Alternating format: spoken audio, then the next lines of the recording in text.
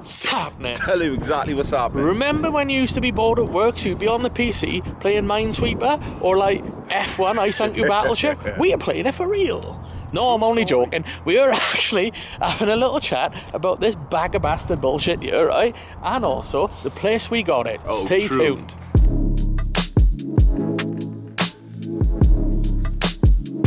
So here we are in Belfast at the moment, right next to HMS Caroline. Mate, because history. Why not? Right, so I'd love to be presenting some badass whip beer like we got back home, but no, we're on a Vauxhall thing, innit? Not necessarily that's a bad thing, you know, different people, different preferences, different cars and all that stuff. What we are going to chat about, what's worse, Europcar, are ya? All this, Crossland X, true story.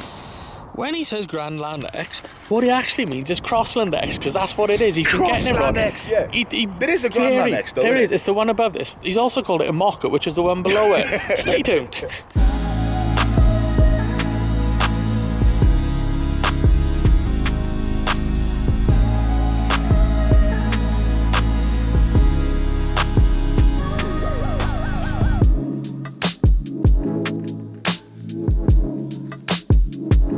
Belfast. We've been here for 5 days. We hired a car. It's a bit of a gamble when you hire a car what you're going to get. We went to Europcar, but we didn't. We went to Keddy, which is a subdivision of them, but they use the same people, so it's all the same thing, right? Did you hear that, by the way? Let me just do that again for posterity. That tells you a little bit about this car. Rock up in Belfast, we're at the airport, we're like, right, let's go and pick up the car, which we've pre-booked. Basically, you book it by size for an amount, you get there, you pick it up. What they try to do is they try to upsell you everything. It's like when you try and buy a microwave, they try and sell you insurance and finance and this and that and everything. So it's like, are you going over the border? Are you doing this? Are you doing that? Blah, blah, blah. There's a couple of things that we weren't told when we were paying. Turned up on the invoice, wasn't actually verbally said to us. 70 quid for a second driver, because obviously one person's not going to be doing all of the driving while we're over there. Was it 750 quid? 750 deposit. Which they took off his card for the deposit on the car, but didn't tell him they were going to do it. So naturally, when he looks down, there's a lot more money coming out than he was expecting. Oh, you're telling me? First. Right, so that's the first disappointment of the little whole Europcar sort of trip, innit? But I tell you what as well, like, some of you might be sitting there and saying, well, you could have spec'd a better car, you could have ordered a better car, you could have upgraded all this stuff. What we wanted was something we can all fit in and we can get going. But even though at that standard, right, you're expecting you're going to have something semi-decent anyway. Let me introduce you to this thing. This isn't a bit of a Vauxhall diss, right? Because, you know, everyone has different budgets, different everything, all that sort of thing. But this is horrific, I can tell you what, right? It's 4 years old, it's got 40,000 miles on it, and it's just a whole different driving experience. But off the bat as well, yeah, when we got there, she said to us, do you want an automatic or do you want a manual? I said, I'd love to have an auto, innit? What should you do? Put me in a manual. Why offer me the option if there's going to be no automatic option? Because she wanted more money, that's why. So in addition to teasing us with the option of an automatic, which never actually transpired, would have made it easier driving in traffic, but that's all right. It's a manual car with an actual handbrake, so, you know, it has been useful over time, isn't it? Only joking, of course. This is not the car we hired. This is a separate car which looks identical to it.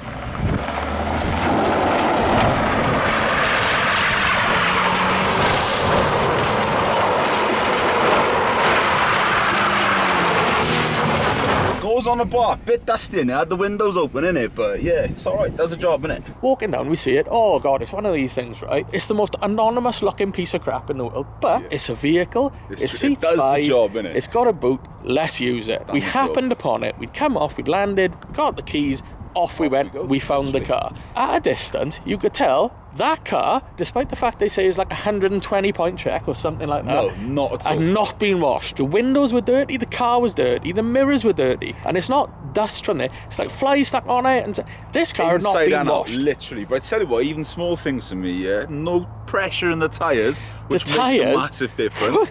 Needed a lot of air, which literally. We had to pay to put in. Yeah. We didn't ask for a car with no air in the tyres. Driving experience, I'm jumping on the back of that. I've never driven a car yet where you have to drive like this just to go straight down the road, because it is constantly pulling to the left. The car constantly pulls to the left. I don't know why, because we equalise the air in the tyres, so by rights it should be driving in a straight line. Mate, innit? That's what it needs. Oh mate, 4 years, 40,000 miles higher car, a lot of things can happen. Fastest car's the highest car, innit? That's what they say. We had a little bit of paper which said, here's the damage, which we telling you is already on the car. There's a scratch here, there's a dent there, this sort of thing. There's a lot more damage on this car than they let on about. There are cigarette burns in the seat. There are broken buttons. There's all sorts of I'm crap excited, in there. right, to show you some of it when we I know, get there's into one it. thing I can't wait to do, but something else I'll show you, right? Now, at the moment, we haven't driven far in this car. Tell me that was washed before we picked it up. No chance, son. Literally, no clutch. Right, so one of the funniest things that I've done here, yeah, was out in Derry. I've sat there, sun's happening, so I thought, you know, let's pop us down. I was a bit windswept, I wanted to check the beard, yeah, so I've gone like this. I thought, let's have a look. Yo, my God, innit? Right, so this car has many features like that. So you can open the boot and even the parcel shelf won't go down.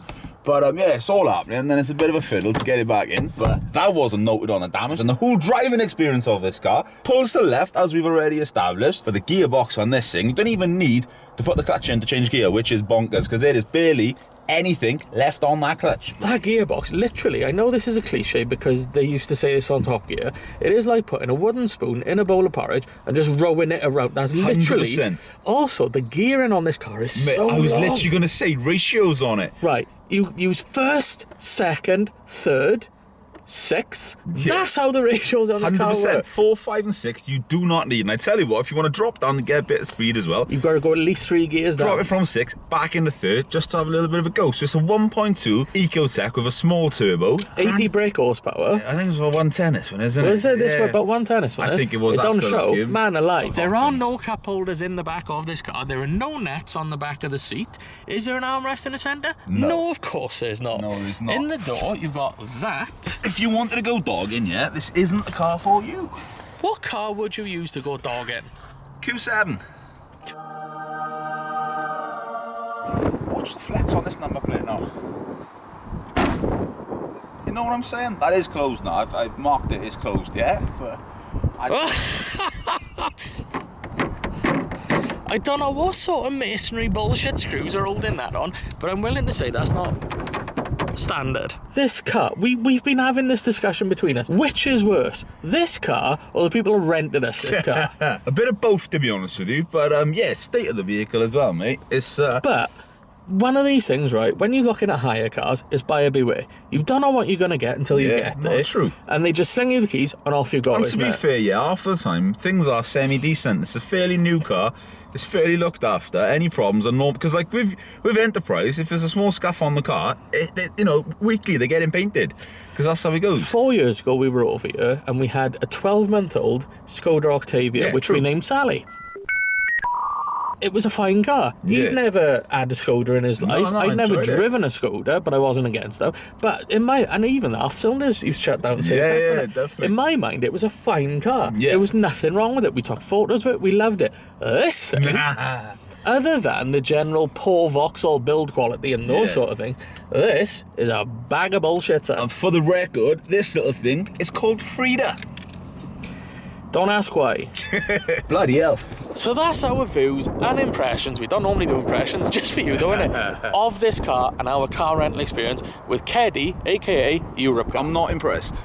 I'm not impressed either. So, on the question of which was worse, I'd say they're level pegging. Yo, yeah. Swings and disagree? roundabouts. Swings and roundabouts. If you've got a different opinion, if you feel one was worse than the other, leave it in a comment. If you enjoyed the video, give us a thumbs up. It helps us out. It costs you nothing. Exactly that. If you enjoyed our unique brand of fuckery, go and have a look on the rest of the channel because there's a lot more like All those it. bits. Until the next time, whoosh.